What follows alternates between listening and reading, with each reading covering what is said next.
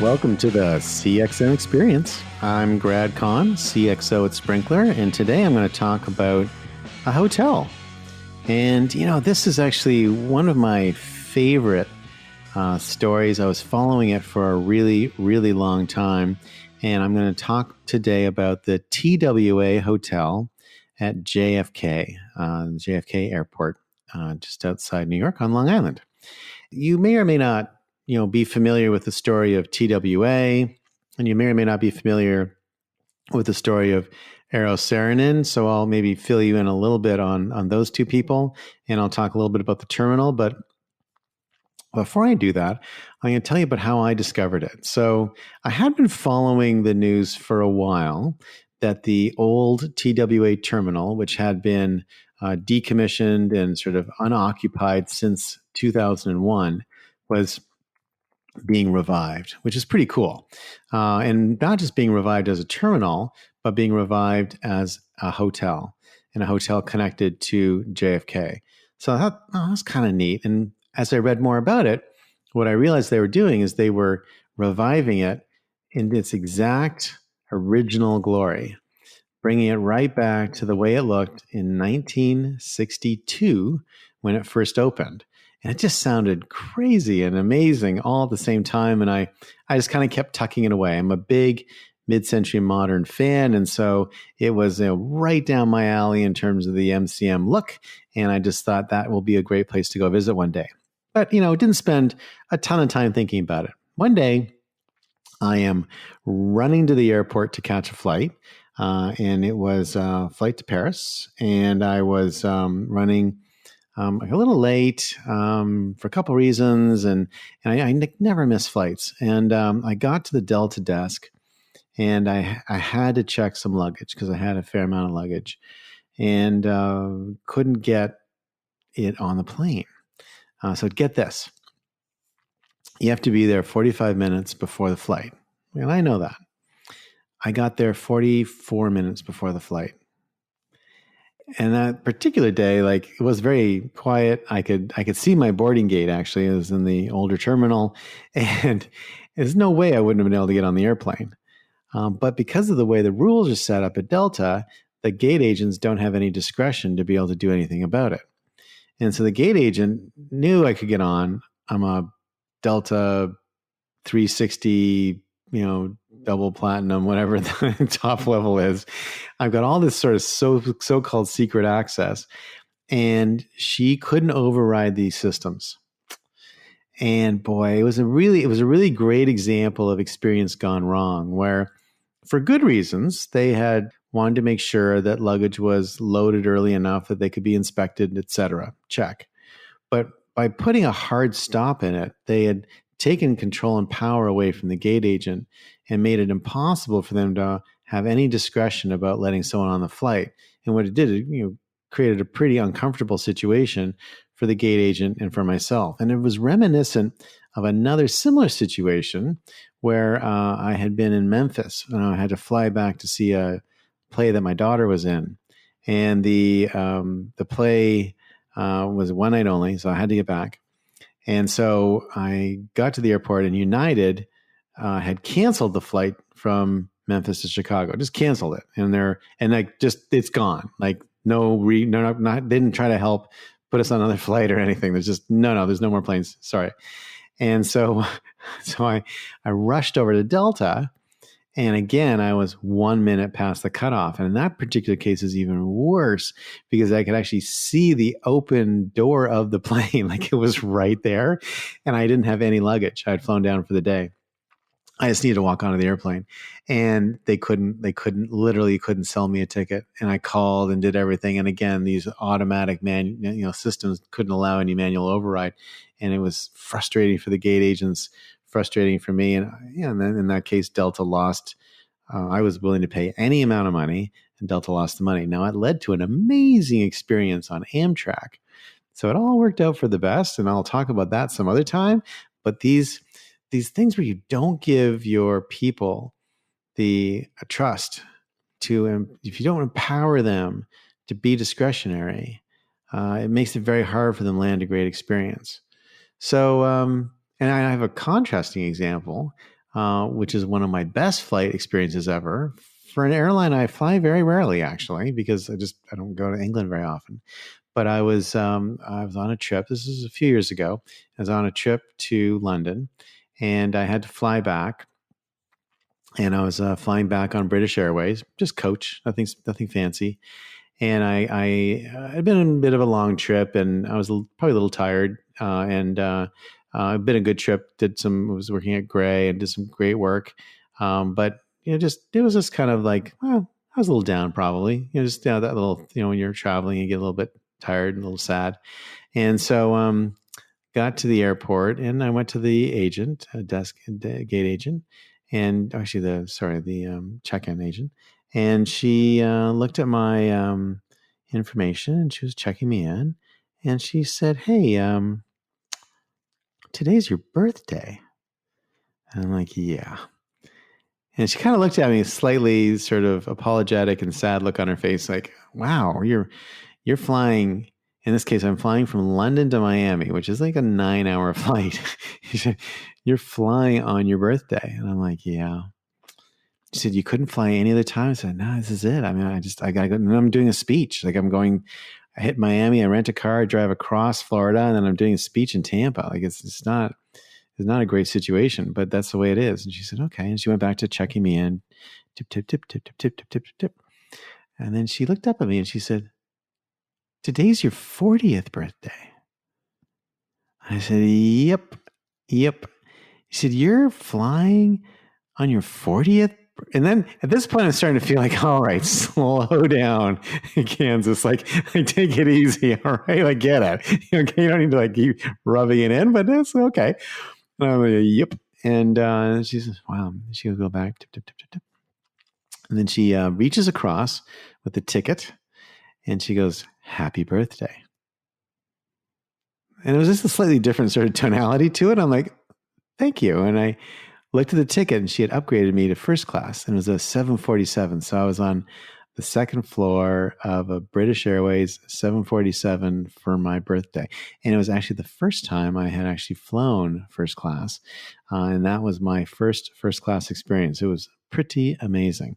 And when that flight arrived in Miami, I literally was just hoping they needed to turn around and go right back again, because I'd be happy to stay in that plane for as many days as they wanted me to. And that's a good example of where British Airways had obviously provided the discretion to these agents so they could, serve as a customer and create a moment of great delight. But not Delta. And, I'm a huge Delta fan, massive Delta fan. Like I said, I'm a 360. I've been flying it all the time. They've done a lot of things that are really cool.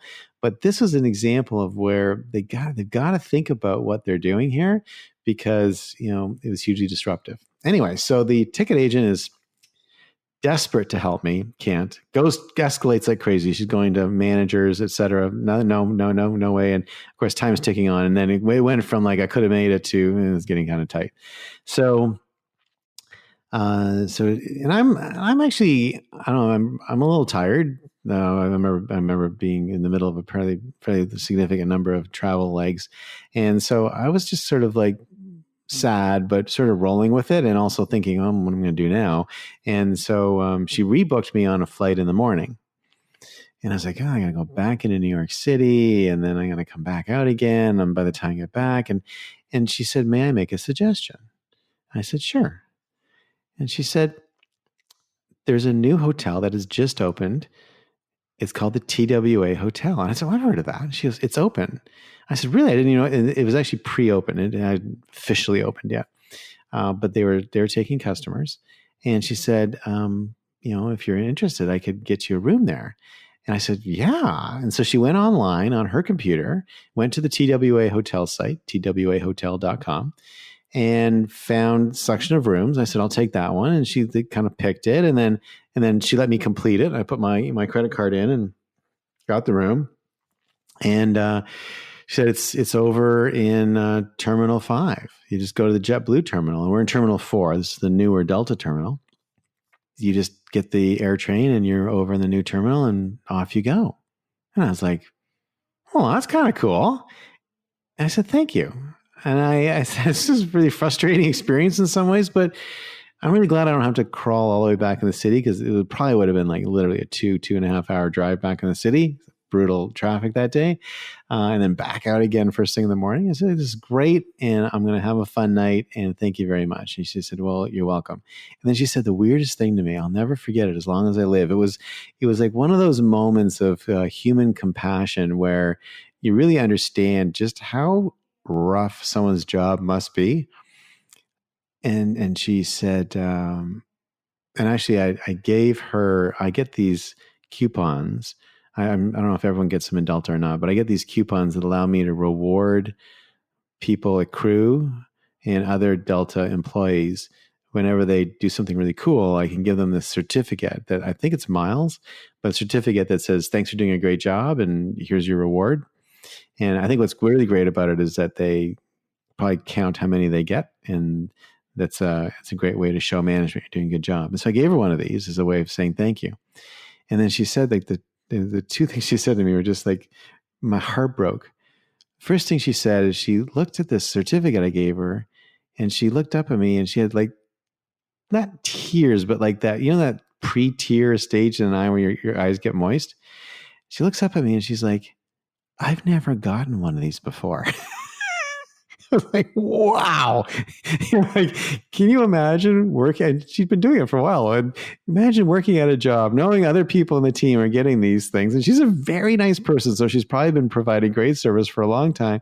I've never gotten one of these before. Because the people are in a rush. They're harried. They're coming, they're usually running late. It's like this. So this is like an obstacle they have to get over, as opposed to something they provide great service. And so there's that. And then she looked at me in this like really compelling way and said, I want to thank you for not yelling at me. Oh my God. I want to thank you for not yelling at me.